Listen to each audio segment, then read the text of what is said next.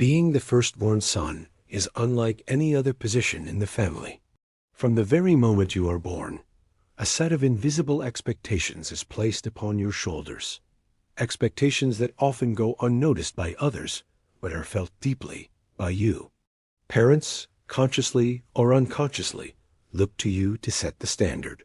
You are the blueprint, the model child, the one whose actions are watched, praised, and sometimes criticized more than anyone else's. Every step you take is measured, every decision analyzed. Success is applauded, yes, but mistakes can feel magnified, carrying more weight than they might for younger siblings. It is this constant scrutiny that defines the life of a firstborn son. There is a quiet pressure to succeed, to excel in school, sports, and social interactions, to meet standards that are often unspoken yet omnipresent. The firstborn learns early on that perfection is expected, even if no one says it outright. You are not just living for yourself. You are living in the eyes of your parents, family, and often society. It can feel as if every achievement comes with a hidden price, a weight that you carry silently, sometimes questioning if it is fair or even possible to bear. The weight of expectations can also create a unique form of anxiety. Firstborn sons often feel the pressure to be strong, composed, and responsible at all times. Vulnerability can seem like a luxury they cannot afford, because weakness might be interpreted as failure. The very nature of being firstborn instills a sense of duty that can be both empowering and exhausting. This duality, being expected to lead yet never allowed to falter, shapes a personality that is disciplined, determined, and careful, but sometimes guarded, anxious, or hesitant to take risks. Interestingly, this pressure is not only about performance, it is deeply emotional. Firstborn sons frequently internalize the hopes and dreams of their parents. Their successes are celebrated as family triumphs, while their failures may feel like letting down not just themselves, but everyone who relies on them, even indirectly. It's a subtle, almost invisible expectation that one day they will guide, protect, and support their siblings, becoming the natural pillar of the family. And while this can create pride and purpose, it can also create a constant sense of tension, a feeling that you are never quite just living for yourself. Yet, it is within this weight that much of the firstborn's strength is forged. The pressure teaches resilience, focus, and a keen awareness of responsibility. It fosters empathy and a strong sense of justice, because the firstborn observes not only their own journey, but also the lessons of those around them. The key, however, is learning to recognize the difference between external expectations and your own desires, to carry responsibility without losing sight of individuality. Being the firstborn son is a balancing act between duty and personal growth. The weight of expectations can be heavy, even overwhelming at times, but it also lays the foundation for leadership, self-discipline, and inner strength. Understanding and navigating this pressure is the first step toward embracing the unique journey that comes with being firstborn. A journey that, when handled wisely, can transform challenges into enduring personal growth. For a firstborn son, the weight of expectations naturally evolves into the role of leadership. From a young age, firstborns are often thrust into positions of responsibility, guiding younger siblings, helping with chores, mediating conflicts, and setting an example for behavior and achievement. Leadership isn't taught in a classroom or spelled out in a manual. It is learned through observation, experience, and the subtle insistence that you step forward when others hesitate. The firstborn son becomes the family's quiet anchor, the one others look to for stability, guidance, and reassurance. This role can be both empowering and challenging. Leadership, in this context, is not about authority or control. It is about accountability. Firstborns quickly realize that their actions ripple beyond themselves, impacting those around them. Every decision carries weight, and every mistake may not only affect them, but also influence younger siblings who are watching, learning, and modeling their own behavior. It's a responsibility that teaches foresight, patience, and problem-solving, skills that will serve them long after childhood. Interestingly, the lessons of leadership extend beyond the household. Many firstborn sons carry these traits into adulthood, excelling in professional and social environments.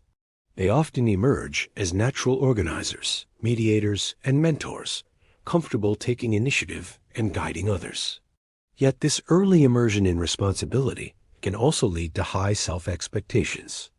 Firstborns frequently hold themselves to the same standards they once felt pressured to meet from others.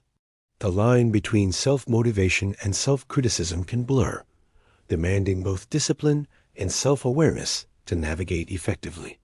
Leadership for the firstborn son is also deeply tied to empathy. Watching siblings grow, struggle, and succeed fosters a profound understanding of human behavior and emotional intelligence.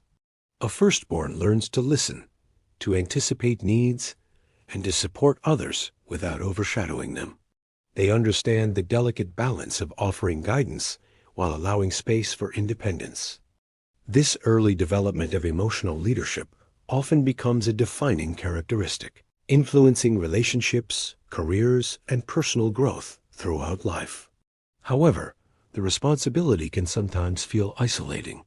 The firstborn often bears burdens silently, managing conflicts and challenges behind the scenes while maintaining composure. They learn resilience and adaptability, yet it is crucial to remember that true leadership is not about sacrificing oneself entirely.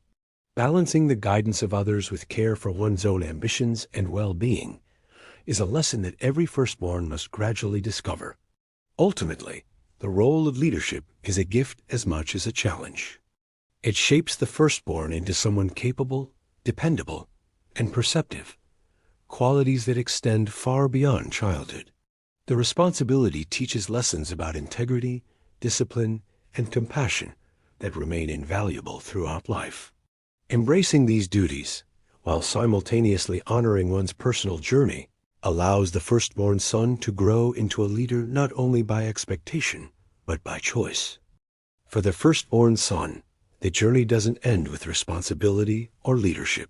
While expectations and duties shape character and resilience, the true challenge lies in discovering one's own path, a path that honors personal dreams while balancing the roles assigned by family and circumstance.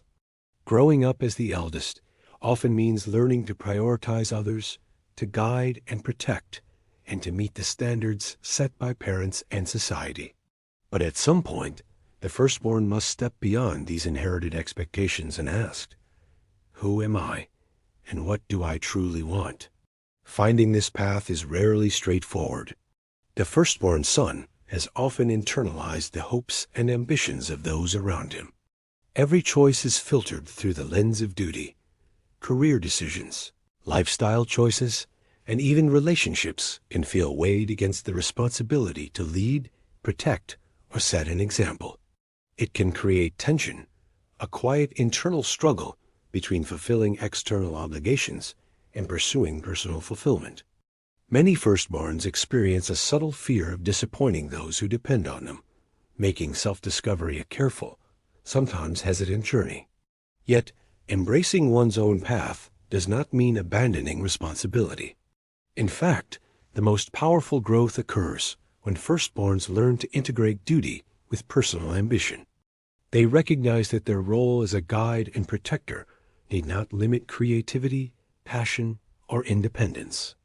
Leadership and responsibility provide a foundation, a set of tools and experiences that can be used to pursue meaningful goals while still honoring family ties.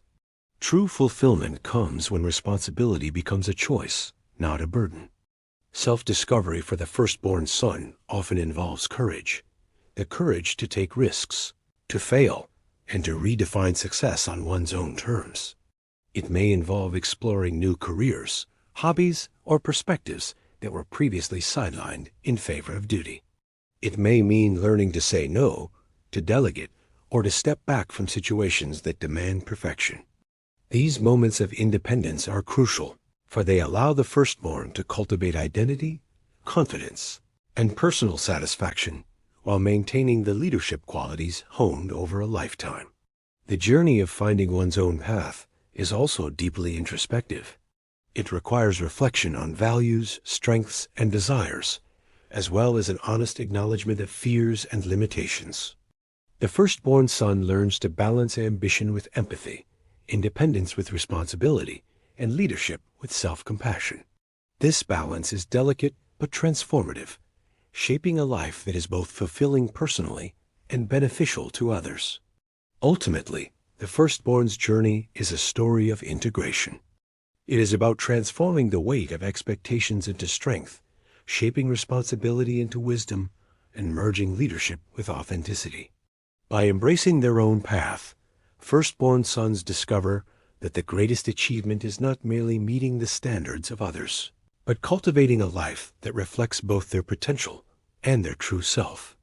It is in this balance that the firstborn son finds freedom, purpose, and lasting fulfillment, a journey that is challenging, yet profoundly rewarding.